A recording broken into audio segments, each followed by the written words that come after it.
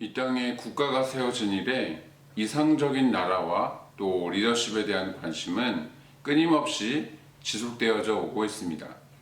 두세 사람만 모여도 주된 대화 주제 중에 하나가 나라와 또 지도자에 대해서 갑론을박하는 것이죠. 이 분야에서 가장 대표되는 인물의 사상은 서양의 경우 플라톤의 국가론과 또 마키아벨리의 군주론이 될 것입니다. 플라톤은 국가를 구성하는 각 계급에 합당한 덕이 있고 또 그들이 조화를 이룰 때에 정의로운 이상국가가 된다라고 주장했습니다. 지도자는 끊임없이 배움을 추구하는 그런 철학자 같은 사람이 되어야 한다고 했었지요. 마키아벨리는 16세기 혼란스러운 그 시대적 상황을 반영해서 그런 것인지 자고로 군주는 도덕률이나 또 수단과 방법에 얽매이지 않고 국가의 번영을 이루어야 한다라고 그렇게 주장했습니다. 그런가 하면 동양에서는 공자와 노자의 사상으로 대표할 수 있을 것입니다. 공자는 중국 고대에 태평성대를 이루었던 사망오제 때의 요임금과 순임금, 그러니까 요순 시대로 돌아가야 한다라고 그렇게 이야기했습니다. 또한 수신제국 지국평천하의 경지에 이르러야 진정한 왕도 정치를 할 수 있다라고 보았지요. 노자는 소국과민, 그러니까 작은 나라 또 적은 국민을 이루기에 힘써서 모두가 평화롭게 공존해야 한다라고 그렇게 말하였습니다. 이외에도 수많은 주장과 또 이론들이 있는데 여러분들이 생각하는 이상적인 국가와 리더십은 어떠한 것입니까? 오직 사랑과 공의가 하수같이 흐르는 하나님의 나라가 이상적인 국가이고 또 주님만이 진정한 리더임을 믿으시기 바랍니다. 오늘 본문은 총 5권으로 편집되어 있는 시편 중에서 두 번째 권의 마지막 시편입니다. 다른 저자들도 간간히 등장하긴 하지만 메인 저자는 제 첫 번째 권과 두 번째 권이 마치는 이 시편 1편부터 72편까지의 메인 저자는 다윗이었죠. 대부분의 시편들이 표제가 있을 경우에 그 저자에 대한 의문을 제기하지 않는데 오늘 본문의 이 시편만큼은 그 상황이 다릅니다. 왜냐하면 맨 마지막 구절이 다윗의 기도가 끝나니라 라는 말씀으로 끝맺음을 하고 있기 때문입니다. 이에 대한 학설이 크게 두 가지가 있는데 간단히 설명드리면 다음과 같습니다. 하나는 다윗이 죽기 직전 왕위 계승자인 솔로몬을 위해서 지은 기도문이다 라고 보는 것입니다. 실질적으로 이 솔로몬의 시라고 되어 있는 표제가 솔로몬을 위한 시로도 번역이 가능해서입니다. 시의 내용 역시 솔로몬이 자기 자신을 위해서 지은 기도문이라고 보기에는 어색한 부분이 있는 것이죠. 때문에 말년에 다윗이 지은 시를 약간 수정해서 또는 보완해서 솔로몬이 수록한 시이다, 남겨놓은 시이다 라는 그런 주장들이 있는 것입니다. 또 하나의 주장은 표제 그대로 솔로몬이 지은 시로 보는 것입니다. 이럴 경우 후대의 왕들에게 통치의 모범을 제시하기 위한 그런 교훈시로 볼 수 있습니다. 그런데 어떠한 주장이 맞든 그 사용된 표현을 보면 그 어떠한 왕에게도 적용시키기 어려운 그런 부분들이 등장하고 있습니다. 때문에 궁극적으로는 평강의 왕에 대해 말씀하고 있는 그런 메시아 예언시로 분류하고 있는 것이죠. 우리는 평상시에 리더의 덕목과 관련된 이야기들을 많이 하게 됩니다. 대통령이라면 또 사장이나 어떤 기업의 CEO라고 한다면 아니면 공동체의 대표라고 한다면 하면서 이야기하는 것이죠. 심지어 담임 목사님은 또는 교회 목회자들은 하면서 여러 가지 이야기를 하는 것을 볼 수 있습니다. 여러분들은 어떠한 것들이 있어야 한다라고 생각하십니까? 오늘 말씀에서는 4가지를 찾아볼 수 있습니다. 첫 번째로 판단력입니다. 대체적으로 옳고 그름이나 맞고 틀리는 것 등의 어떤 사법적인 그런 측면을 좀 부각시키면서 말하고 있는 것이긴 하지만, 근원적으로는 모든 주권이 하나님께 있다라는 것을 인정하는 그런 태도를 의미합니다. 재판관이든 지도자든 선악을 구별하고 또 시시비비를 가리는 권위가 본인 스스로에게 있다라고 생각할 때에 권력 남용을 야기시킬 수 있기 때문입니다. 두 번째는 공의입니다. 하나님의 말씀이 기준되어서 좌로나 또는 우로나 부유하거나 가난하거나 권세 있는 자나 연약한 자 그 어떠한 곳으로도 치우치지 않는 것을 말씀합니다. 세 번째는 하나님을 두려워하는 것입니다. 모든 권위는 하나님께서 주신 것이라고 성경은 말씀하고 있습니다. 지도자들 가운데 독재자가 생기는 이유는 하나님을 믿고 안 믿고를 떠나서 소위 말해 창조주를 두려워하지 않고 하늘을 두려워하지 않고 그로 인해 국민들도 무시하기 때문인 것이죠. 끝으로 생명을 구원하기에 힘쓰는 것입니다.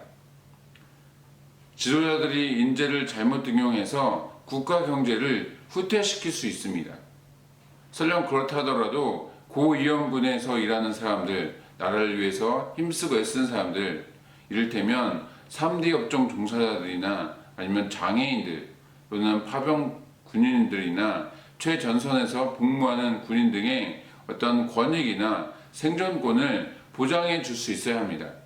그렇지 못하면 때로 탄핵의 대상이 되기도 하는 것이죠.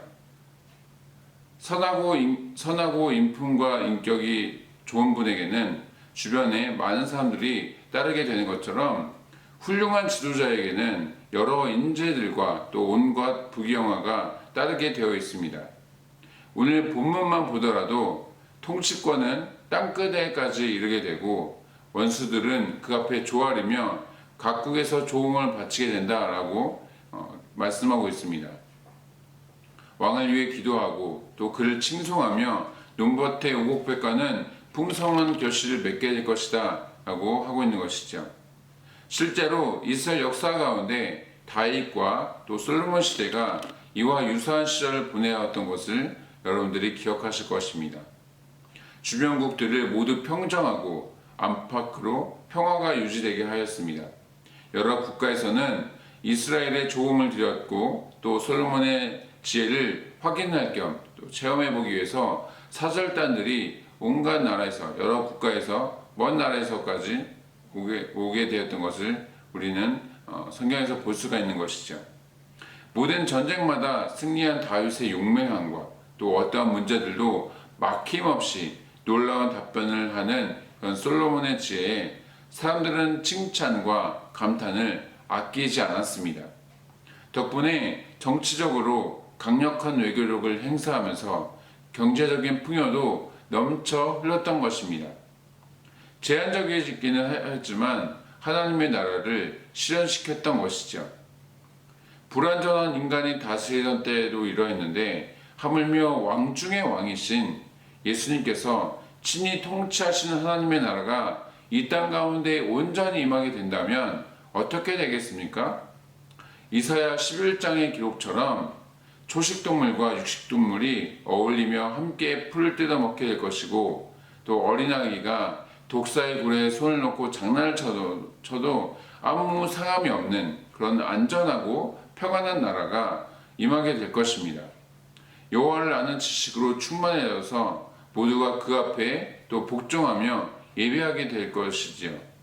더 이상 먹고 살기 위해 어떤 힘든 노동이나 더 많은 것을 소유하기 위한 견제와 경쟁도 사라지게 될 것입니다. 지금도 세계 곳곳에서 들려오는 전쟁이나 기근, 전염병, 각종 사건 사고들이 모두 멈추고 온 세상에 진정한 샬롬이 임하게 되겠지요. 그동안에 존재해왔던 그 어떤 나라 또 그 어떤 지도자도 이루어내지 못하는 그런 완전한 이성국가가 실현되는 것입니다. 하나님께서 전지전능하시고 또 흠이 없으시고 인간의 근원적 문제인 이 죄와 사망의 억압으로부터 해방시켜 주실 수 있는 유일한 분이시기에 이 모든 일이 가능한 것이지요. 말씀을 마치겠습니다. 예수님을 믿고 그분의 통치를 받는 사람들은 진정한 만족과 평강을 얻을 수 있게 됩니다. 동시에 구원과 영생을 선물로 받게 되는 것이죠. 세상에 많은 지도자와 통치자들이 있고 우리는 또 그 속에서 살아가고 있지만 우리의 신분과 정체성은 예수님께서 다스리시는 하나님 나라에 있음을 기억해야 할 것입니다. 그에 대한 믿음이 확실하고도 또 견고하게 세워지게 된다면 혹여 이 땅 가운데 살아가는 동안 아무리 힘들고 또 어려운 상황을 겪게 된다 하더라도 무슨 좋은 일이 있다고 하더라도 일일비하는 그런 일이 없게 될 것입니다. 다만 하루하루를 주님과 동행하기에 힘쓰면서 주님 주신 것에 감사하며 살아가게 되겠죠. 현재 여러분의 모습은 어떻습니까? 세상의 방법을 따라 또는 여러분 자신이 주인 되어 살아가고 계신다면 즉시 돌이키시기 바랍니다. 예수님을 유일한 왕으로 모시고 그분의 통치하심을 받으시기에 힘쓰시기 바랍니다. 그렇게 해서 세상이 줄 수 없는 축복과 영생의 복을 받아 누리시는 저와 여러분 되시기를 주님의 이름으로 축복합니다. 이 시간 구국 기도문을 가지고 함께 읽으며 우리 나라와 민족을 위해서 또 베트남 땅을 위해서 또 교회와 어려움 당하고 있는 성도들과 또 모든 여러분 자신을 위해서 이 시간 함께 구국 기도문으로 함께 읽으며 기도하도록 하시겠습니다. 함께 기도하시겠습니다. 코로나 사태 속에서도 신실하신 하나님을 더욱 신뢰하게 해 주시옵소서. 이 모든 상황을 믿음으로 버티고 인내하며 회복을 경험케 해 주시옵소서. 코로나 재난으로부터 모든 성도들을 눈동자처럼 지켜 보호해 주시옵소서. 코로나19가 베트남과 대한민국과 세계에서 속히 지나가게 해 주시옵소서. 모든 가족과 함께 마음과 정성을 다해 하나님께 예배드리게 해 주시옵소서. 모든 성도가 경선에서 회개하고 또 의로운 삶의 열매를 맺게 해 주시옵소서. 교회의 생명사역을 적극 추진할 수 있는 여건을 속히 허락해 주시옵소서. 성도들이 처한 모든 환난과 어려움 가운데 피할 길을 허락해 주시옵소서. 성도들의 생업과 삶의 터전을 지켜주시고 결코 좌절하지 않게 해 주시옵소서. 이 땅에 확산되고 있는 코로나를 막아주시고 완전히 종식시켜 주시옵소서. 존귀하신 예수 그리스도의 이름으로 기도드리옵나이다. 아멘. 계속해서 베트남과 또 우리나라의 코로나 종식을 위해서 그리고 나라와 민족을 위해서 또한 여러분들의 개인적인 기도 제목과 또 주변에 어려움 당하고 있는 성도님들 위해서 이 시간 함께 기도하며 나아가도록 하겠습니다.